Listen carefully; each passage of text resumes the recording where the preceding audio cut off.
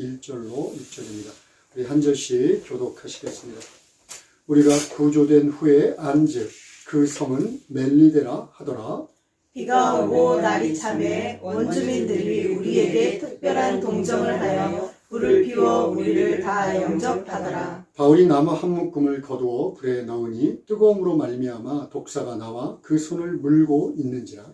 원주민들이 이 짐승이 그 손에 매달려 있음을 보고 서로 말하되 진실로 이 사람은 살인한 자로다. 바다에서는 구조를 받았으나 공의가 그를 살지 못하게 함이로다 하더니 바울이 그 짐승을 불에 떨어버리매 조금도 상함이 없더라. 그들이 그가 붙든지 혹은 갑자기 쓰러져 죽을 줄로 기다렸다가 오래 기다려도 그에게 아무 이상이 없음을 보고 돌이켜 생각하여 말하되 그를 신이라 하더라. 아멘. 오늘 설교 제목은 반드시 역전시키리라 라고 하는 제목으로 하나님의 말씀을 함께 나누겠습니다. 설교를 위해서 제가 본문을 이제 여러 차례 묵상을 하면서 의외로 구약의 욥기가 생각이 났어요. 욥기는 이제 욥이라고 하는 하나님께 정말 많은 축복을 받았던 고대 사회의 족장 중에 한 사람에 대한 내용입니다. 그는 물질로 또 명예로 그리고 자녀들의 축복도 굉장히 많이 받았어요. 그런데 언제나 겸손하게 하나님과 사람들을 섬겼습니다. 그리고 될 수 있는 한 죄를 짓지 않기 위해서 죄로부터 멀어지고자 자신만이 아니라 자녀들에 대한 제사도 열심히 되었습니다. 그런데 우리 인간들의 머리로는 도저히 이해할 수 없는 내용이지만 사탄의 계략도 있었고요. 어느 날 갑자기 욥에게 주어졌던 재산 또 명예, 자녀들이 다 없어집니다. 그리고 거기에 더해서 몸에 아주 중한 피부병이 옮겨서 죽기를 소원하는 처지에 빠집니다. 그에 대한 소문을 듣고 저 멀리에서 4명의 친구들이 찾아와요. 찾아와서 그들이 이제 처음에 일주일간은 같이 침묵하고 그 잿더미에 같이 주저앉아서 욥의 그 처참한 몰골을 보면서 가슴 아파하고 또 서로 같이 고통스러워합니다. 그런데 웬일인지 모르게 그 후에 전개되는 내용을 보면 이 욥의 친구들이 욥을 정죄하기 시작해요.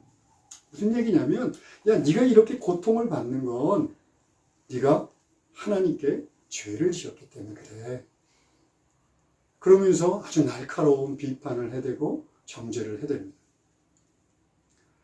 그들에겐 그들 나름대로 이유가 있었어요. 왜냐하면 그 당시 사회적인 통념, 즉 종교적인 통념에 의하면 사람들이 불행에 빠지는 것은 하나님이 벌하시는 거였어요.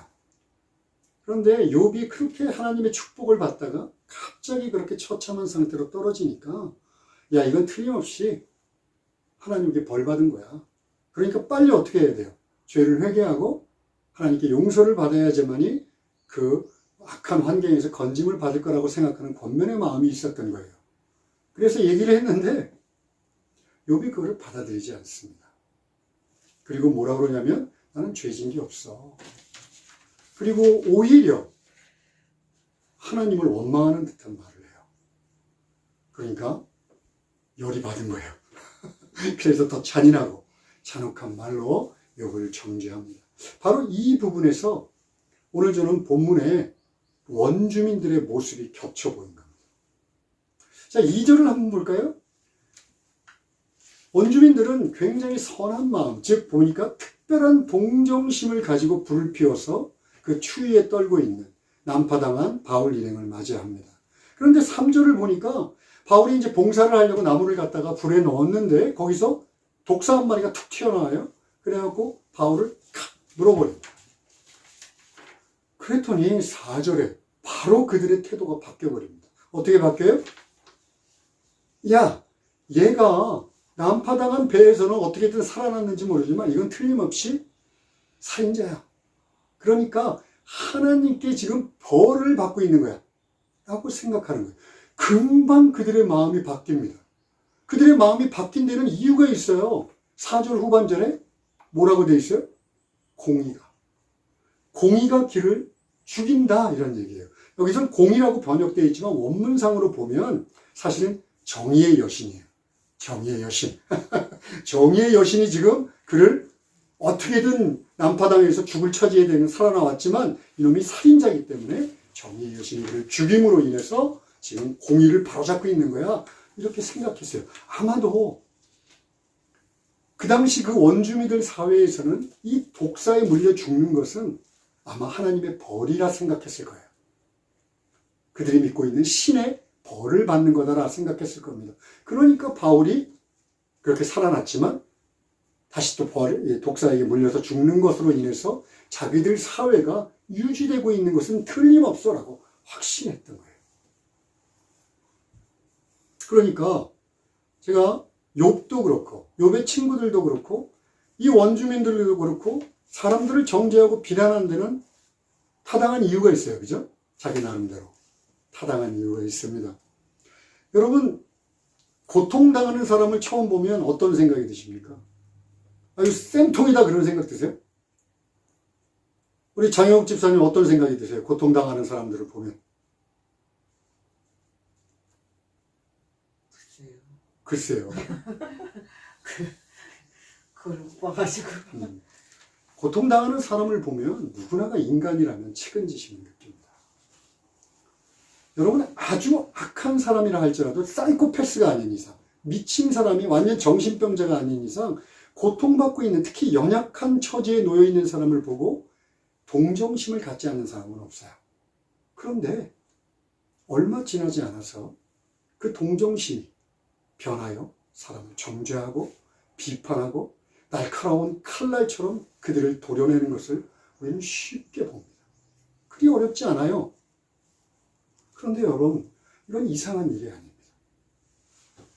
이상한 일이 절대 아니에요. 왜냐하면 인간이 그런 존재이기 때문에 그렇습니다. 사람을 측은히 여기는 동정심, 이것이 하나님의 형상을 쫓아 만들어진 인간의 본성이에요. 그런데 그렇게 하나님의 본성을 따라 창조된 인간들이 죄로 인하여 왜곡되고 타락함으로 인해서 금방 사람들을 정죄하고 비난하고 심지어 상처를 후벼팝니다. 여러분, 이게 죄성입니다. 여러분들은 거기에서 자유하십니까? 저도 여러분도 자유하지 않습니다. 이렇게 인간의 본성, 선하게 창조된 하나님의 본성과 죄성이 동시에 작동을 하기 때문에 우리들 사회에서는 고통받는 사람들을 더욱더 괴롭히고 힘들게 만들어요.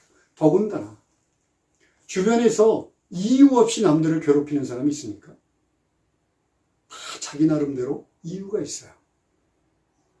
타당한 이유가 있습니다. 합리적인 이유가 있어요. 이 사회의 통념, 이 세상의 가치관, 이런 것을 가지고 자신이 정죄하는 것을 합리화시켜요. 특별히 예수 믿는 사람들한테는 더 살벌하게 정죄하고 비난합니다. 자기들이 갖고 있는 이 세상적인 가치관을 갖고요. 내가 그럴 줄 알았어. 저거 예수 믿더니 잘됐다. 지 예수 믿고 뭔가 잘난 것처럼 떠들더니 그면 그 꼴이네. 별일 없네. 여러분, 제가 왜 서두에서 이 말씀을 드리는지 혹시 아십니까?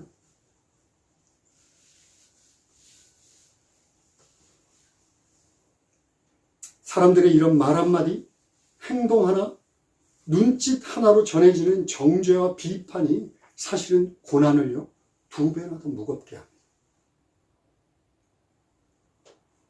고난 자체도 힘든데 그 고난을 겪고 있을 때 주위 사람들의 시선들, 그것이 우리를 너무나 힘들게 해요. 그런데 또 하나 말하고 싶은 것이 있기 때문에 그렇습니다. 여러분, 이 세상에서 비판받는 건 당연한 거예요.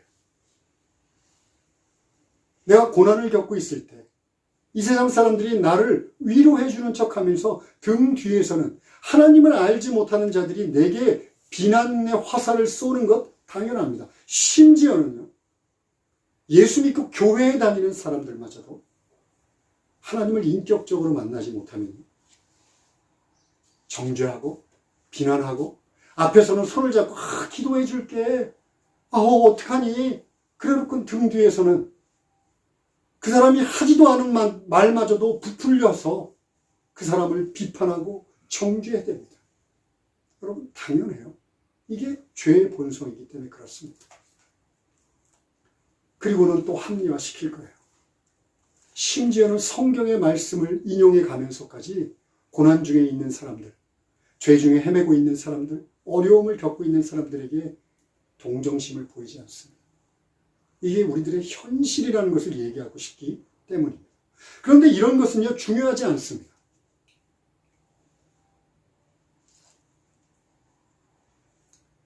여러분, 정말 중요한 게 있어요. 이 세상 사람들, 하나님을 알지 못하는 사람들은 절대 알 수 없는 중요한 것이 있는데, 그것은 뭐냐면 하나님께서 나에게 어떤 분이신가 하는 거예요. 하나님이 나를 어떻게 보고 계시고 하나님이 나를 어떻게 대하고 계신가가 정말 중요합니다. 오늘 본문에서 사도 바울은요, 마가복음 16장 18절에 나오는 것처럼 예수님이 이렇게 얘기했어요. 너희가 뱀을 잡아도 그리고 어떠한 독을 마셔도 너희들은 해를 입지 않을 거야. 그 말씀 그대로 독사에게 물렸는데 아무런 해를 입지 않습니다.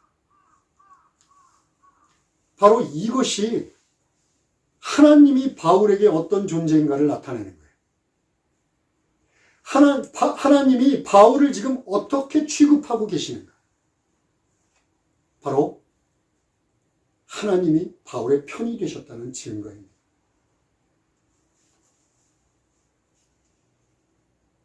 욥기, 아까 얘기했던 욥기는 어떤가요? 여러분 욥기를 읽으신 분은 알겠지만 38절에 가면 욥이 이제 욥과 친구들에게 하나님이 폭풍우 가운데 나타나십니다. 그리고 이제 욥의 손을 들어주세요. 그냥 단순하게 손을 들어주고 야 네가 더 오라. 너 괜찮아. 너는 잘한 거야. 라고 얘기해 주는 게 아닙니다. 욥의 친구들에게 이렇게 해요. 너희들이 잘못했다. 죄를 졌다. 그러니 가서 제사를 드려라. 죄의 용서함을 받는 제사를 드려라. 그런데 그냥 제사를 드려서 소용이 없어. 욥이 너희의 죄를 용서하기 위해서 기도하지 않으면 너희 죄는 사여지지 않는다라고 얘기해요. 여러분 신나지 않습니까? 내 주변에서 손가락질을 하고 나를 비웃고 그런 자들에게 하나님이 나타나셔서 야 인마 너 얘한테 사과해 정도가 아니에요. 너 얘가 용서를 구하지 않으면 너는 내가 절대로 용서하지 않을 거야. 라고 말씀하시는 거예요. 신나죠? 안 신나나? 나만 신나나요? 그런데다가 여러분들이 욥기에서 너무 좋아하는 거. 바로 잃어버린 재산, 명예, 자녀들을 2배로 축복하십니다. 하나님은요, 그냥 고난을 벗기는 것, 고난을 벗어나게 하는 것으로 그치는 것이 아니라 그를 높이 들어서 높은 자리에 세우세요. 바울은 어떤가요? 바울. 오늘 본문의 바울은. 여러분 6절을 한번 볼까요? 6절. 우리 끝에 한번 읽겠습니다. 아무 이상이 없음을 보고 시작. 아무 이상이 없음을 보고 돌이켜 생각하여 말하되 그를 신이라 하더라. 뭐라고요? 그를 신이라 하더라. 아까는 뭐라 그랬어요? 이놈은 살인자야. 그러니까 정의의 여신이 죽여버려야 돼. 라고 했던 그들이 섬기는 신이라고 높입니다. 여러분 물론 바울이 그 사람들이 신이다 높였다고 해서 어떤 이단 교주처럼 내가 신이야 이렇게 행동하지는 않겠죠. 그러나 생각해 보십시오. 그 정도로 하나님은 이 바울을 들어서 그냥 고난을 독사에 물린 거 아무것도 아니게 해주는 것이 아니라 그를 들어서 신의 위치까지도 그들이 할 수 있는 최고의 천사의 위치로 올리십니다.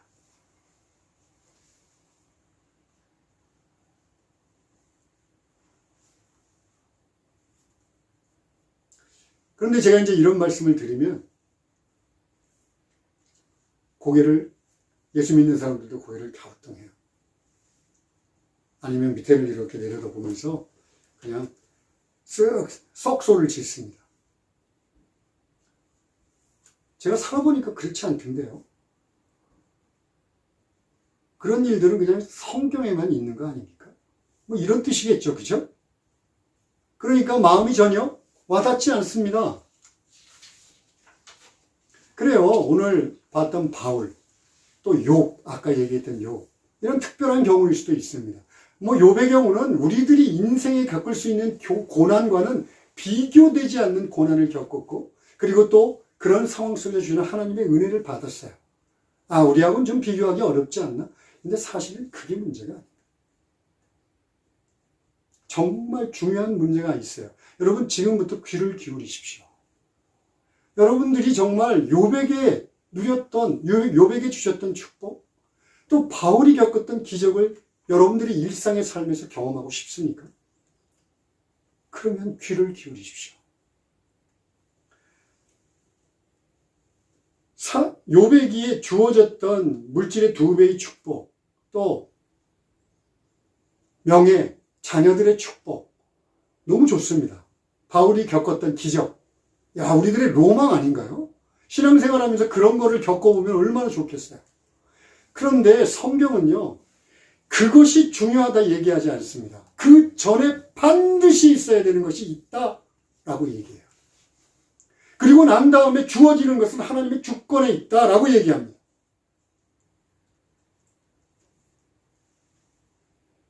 그게 뭘까요? 먼저 나를 만나라라고 얘기합니다. 먼저 나를 만나라.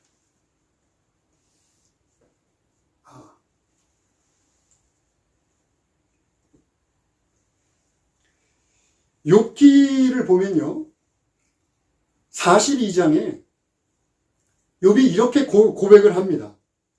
아, 하나님, 이제 하나님께서 나타나셨어요. 그래갖고 창조주 하나님의 그 위엄을 드러내시며 욥에게 너 잘했다 잘못했다라고 얘기도 않고 욥의 친구들에게 너 잘못했으니까 욥을 통해서 기도해야 돼. 그래야 용서할 거야. 그렇게 얘기하고 나니까 욥이 이렇게 고백해요. 아, 하나님, 제가요 그동안 하나님에 대해서 소문만 들었습니다. 듣기만 했습니다. 그런데 이제야 하나님을 내 눈으로 보는군요. 라고 고백해요. 여러분, 이게 무슨 뜻인지 아세요? 하나님을 경험했다는 소리입니다. 여러분이 교회 다니고 백날 예배드리러 나와서 앉아가지고 딴 생각하고 있어서 이 예배에 1시간 동안도 집중하지 못하고 하나님을 찾지 않는데, 하나님의 사람으로 살아가지 않는데,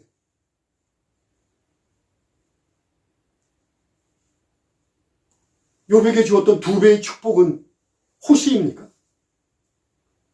바울이 경험했던 기적은 하고 싶습니까?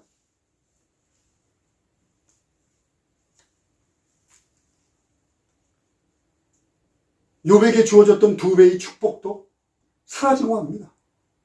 영원히 지속될 수 없습니다.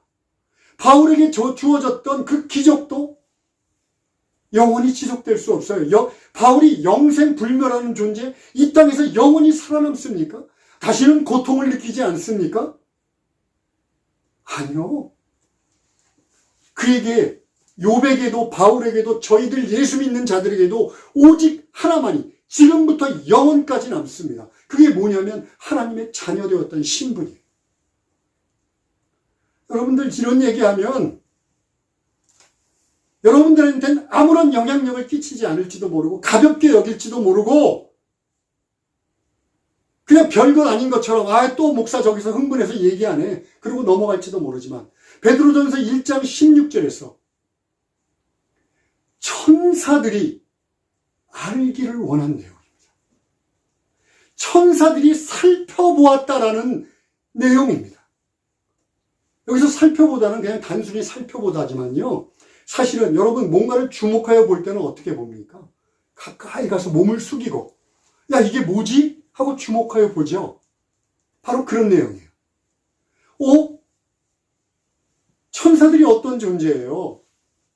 하나님의 뜻을 우리 인간들에게 전하는 영적인 존재입니다. 그런데 그 천사들도 알지 못해요. 야, 어떻게 그리스도 예수가 이 땅에 오셔서 인간들을 구원하시고 하나님의 자녀를 삼지? 이런 일이 있을 수가 있지? 그리스도 예수가 이 땅에 오셔서 우리를 자녀 삼기 전까지는 아무도 몰랐던, 천사들조차 몰랐던 내용이고, 그렇게 예수가 와서 구원의 사역을 십자가와 부활로 이루시고 난 다음엔 와, 이게 뭐야? 주목해서 보기를 원하는 내용이 여러분과 제가 하나님의 자녀가 되었다는 거예요.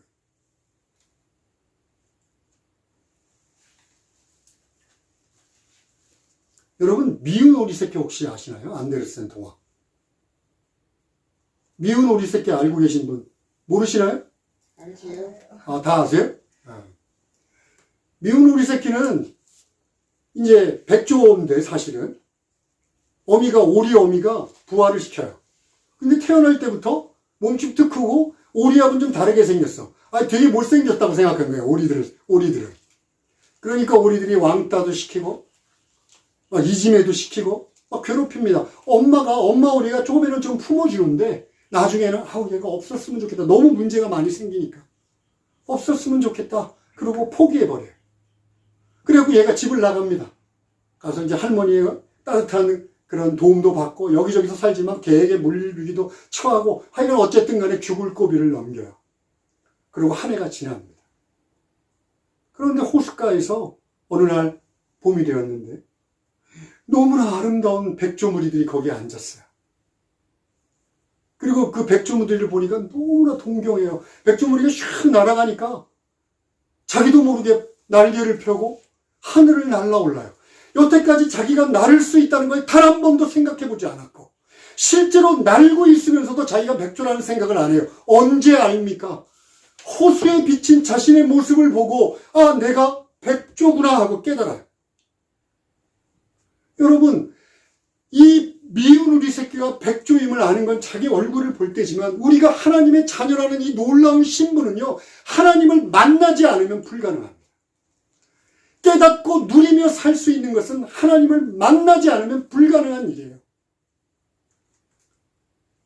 그냥 예수 믿고 교회 왔다 갔다 밖에서는 밖에 사람처럼 살고 전혀 변화되지 않은 상태에서 하나님을 갈구하는 마음도 없이 살다가는 내가 하나님의 자녀인지 이 세상에 미운 오리 새끼인지 모르는 상태로 살아갑니다.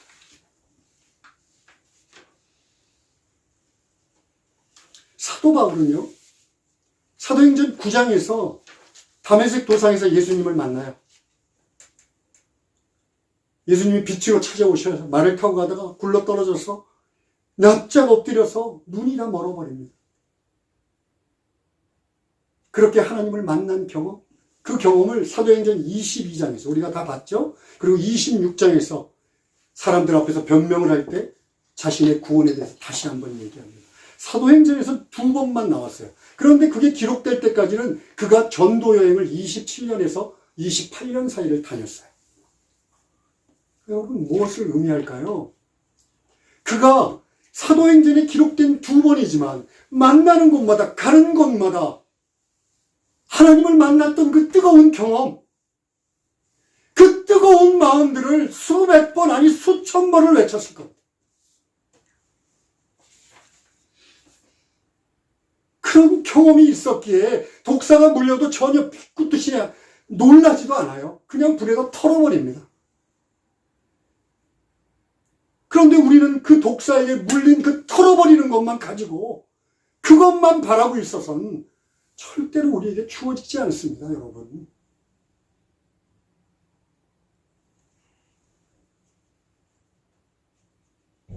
말씀을 정리하고 싶습니다. 우리는 지난주에도 살펴봤어요. 고난을 겪고 있다. 인생은 고난으로 가득 찼다. 누구나가 고난의 터널을 지나고 있다. 정말 우리들이 보기에도 고난에 처해진 사람도 있지만요, 세상 사람들은요, 나는 괜찮아. 가장합니다. 나는 괜찮아. 잘 지내고 있어. 그런데 남에게 얘기하지 못하는 고민과 두려움과 어려움을 알고, 아니 남도 아니에요. 가까운 사람한테도 제대로 얘기하지 못하는 고민과 두려움을 알고 불면의 시간을 보냅니다. 어떻게든 수로로 해결해 보려고 하고 그냥 잊어버리기 위해서 오락으로 해결하려고 하지만 인생에 있어서 고민과 고난과 두려움이 없이 사는 사람은 아무도 없습니다. 그런데 정말 우리들이 그 고난보다도 더 두려워하는 것이 있어요. 내가 실패하고 나면 세상 사람들이 나한테 뭐라고 할까? 내가 이 죄를 짓고 있는 것을 사람들이 알면 나한테 뭐라고 할까? 그들이 해야 되는 손가락질과 그들의 말과 그들의 행동이 나를 견디지 못하게 할 거야. 아직 닥치지도 않은 일을 미리 땡겨서 걱정하고 고민하고 두려워. 이것이 인생이니까요. 그러나 다시 한번 강조하지만 이런 거 아무것도 아닙니다. 한 개도 중요하지 않습니다. 오직 하나님이 여러분을 어떻게 보시느냐. 내가 하나님 앞에 어떤 존재인가입니다. 하나님이 내 편이 되시면 이 세상에 그 어떤 것도 나를 해할 수 없습니다.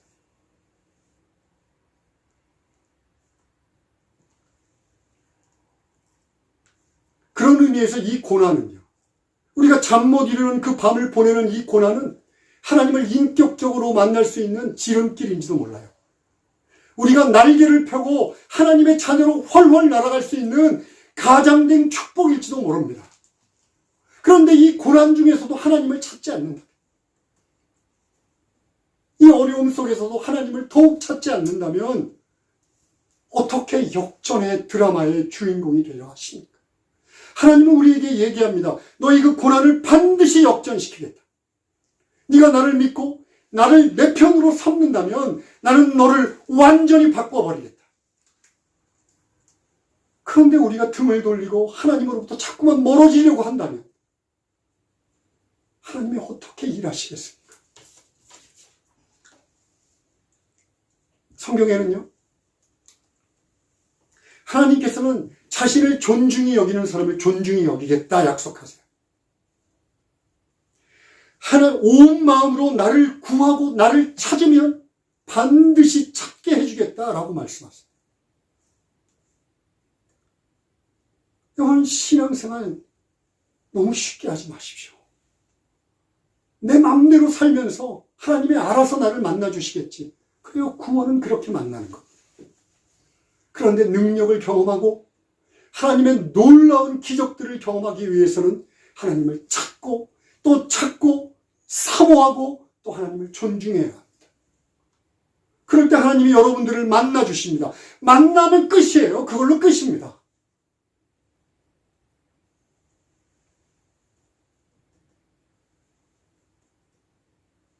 단지 이 세상만이 아니라 영원에 이르기까지 하나님은 얘기하십니다. 내가 반드시 역전시키리라. 네가 어떠한 상황에 있든, 네가 얼마나 더러운 죄고 얼마나 힘들고 어려운 상황에 있든 네가 나를 찾고 찾으면 내가 너를 만나겠고 그러면 나는 너의 편이 되겠다. 이것이 바로 내가 너를 역전시키겠다는 약속입니다. 오늘 사도 바울이 그 짧은 6구절 안에서 이 역전을 우리들에게 바로 보여줍니다.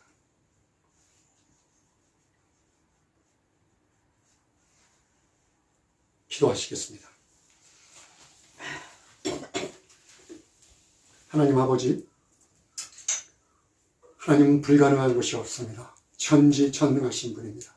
주의 말씀을 의지해서 그 깊은 곳에 그물을 던지고 믿음으로 그물을 던지면 하나님, 우리들의 생각과 간구와 우리들의 모든 상황들을 역전시키는 하나님을 경험할 수 있음을 믿습니다. 하나님을 찾고 사모하오니 만나 주시옵소서. 예수님의 이름으로 기도합니다. 아멘. 아멘.